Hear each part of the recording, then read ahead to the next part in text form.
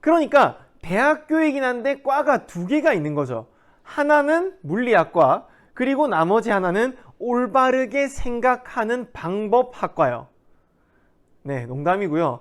이거는 철학과 정도로 부를 수 있겠네요.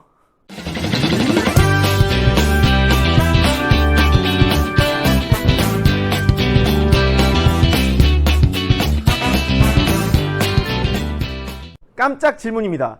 여러분들은 이 세상의 본질이 시작부터 완벽하게 만들어졌고 더 이상 변하지 않는 상태라고 생각하시나요? 아니면 아직도 끊임없이 변하는 상태라고 생각하시나요? 세상을 설명할 때 완벽한 이론을 만든 후에 그 이론에 적합한 데이터를 찾는 것이 맞을까요? 데이터를 먼저 수집한 후에 이를 통해서 이론을 만드는 것이 맞을까요? 당신은 플라톤의 편인가요? 아니면 아리스토텔레스의 편인가요? 이것을 결정하기 앞서 우리는 기원전 399년의 아테네로 떠나볼 겁니다.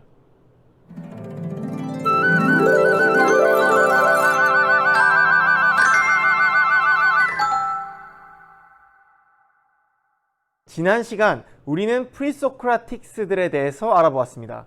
이들은 고대 그리스의 대단한 자연 철학자들이면서 동시에 수많은 위대한 과학 지식들을 창조했었죠. 하지만 현대에 와서 우리는 그들을 프리소크라틱스, 즉 소크라테스 이전의 자연 철학자로 그냥 하나로 묶어서 설명을 한단 말이죠. 도대체 이 소크라테스는 얼마나 위대한 인물이길래 이 선배 자연 철학자들을 모두 오징어로 만들어버린 것일까요? 오늘은 이에 대해서 좀 알아볼 건데요.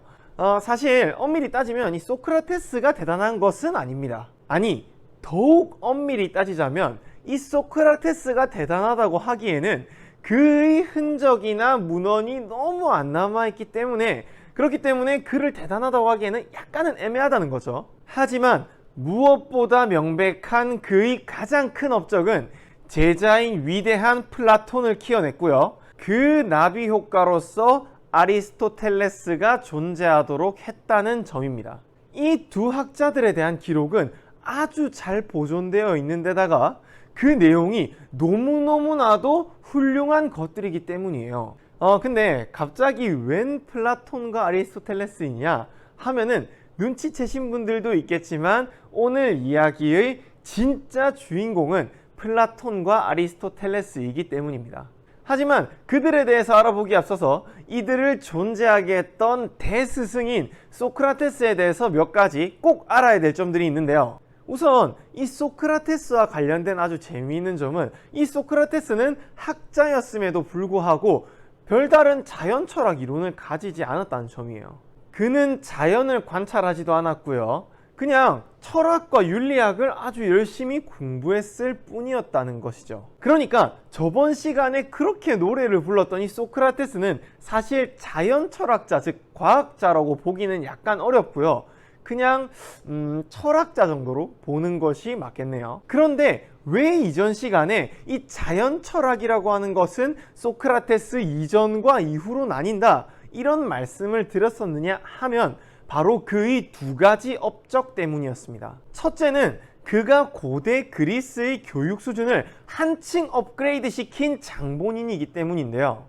그냥 쉽게 말하면 그 당시의 스타 강사라고 보시면 좋을 것 같아요. 그의 교육 방법은 다른 철학자들이나 제자들에게 엄청난 영향을 끼쳤었습니다. 그럼 도대체 그 교육 방법이 무엇이었느냐 하면은 정말 별거 없어요. 그냥 끊임없이 질문하고 질문을 받는 것, 그게 전부였어요. 소크라테스는 모든 지식이 질문을 통해서 발전한다고 생각을 했었거든요.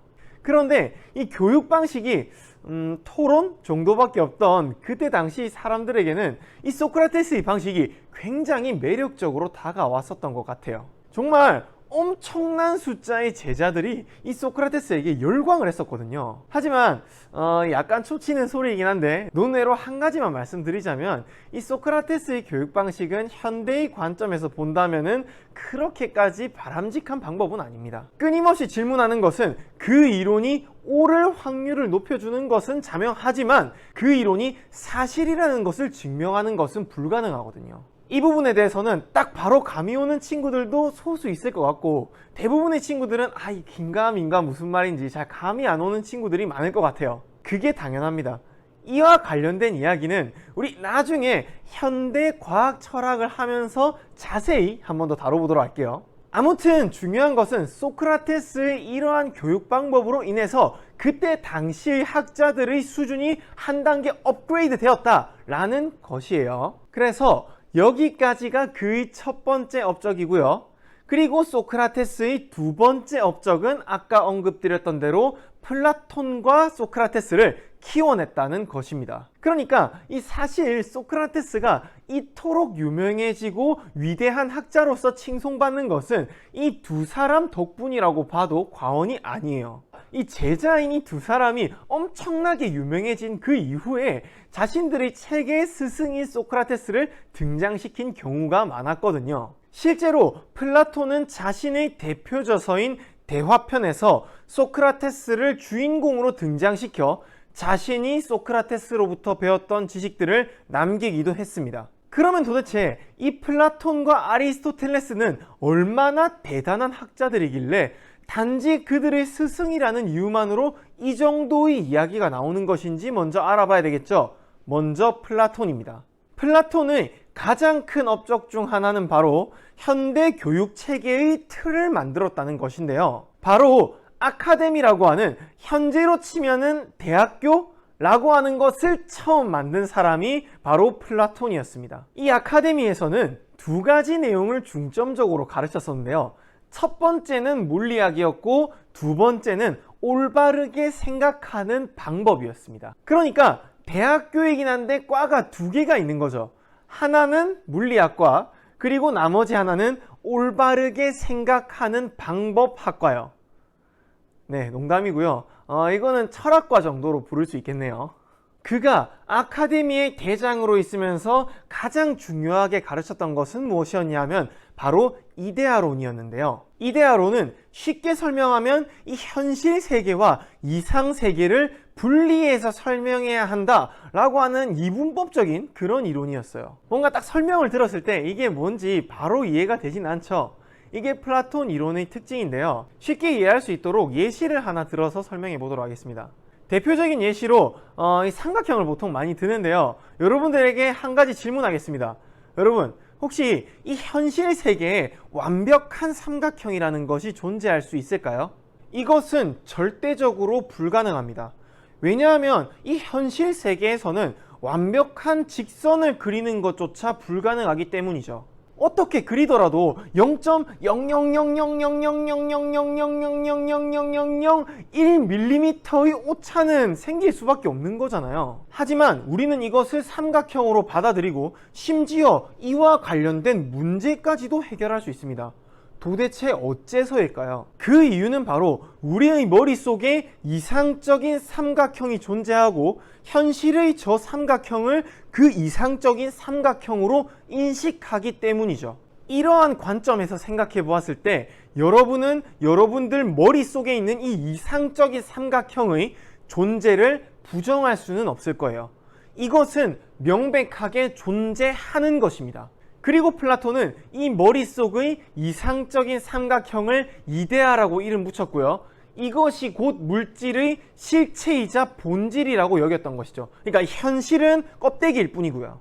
이러한 이데아가 곧 그 물체의 본질이라는 것이 플라톤의 가르침이었습니다.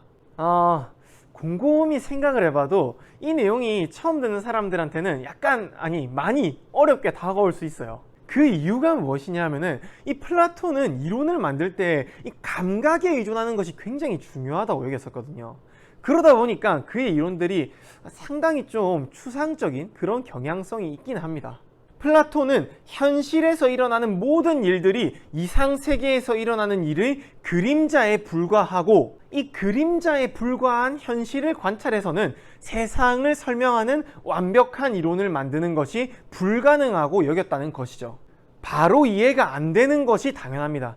그러니까 이 내용에 대해서는 조금 더 많이 생각해 보시기를 바랄게요. 아카데미에 있었던 그의 제자들은 대부분 그의 이론을 받아들이면서 좀 더 옳은 방향으로 발전시키기 위해서 끊임없이 노력했었어요. 하지만 그의 제자들 중에서 이 플라톤의 이론에 완전히 반대되는 생각을 주장하는 학자가 한 명 있었습니다.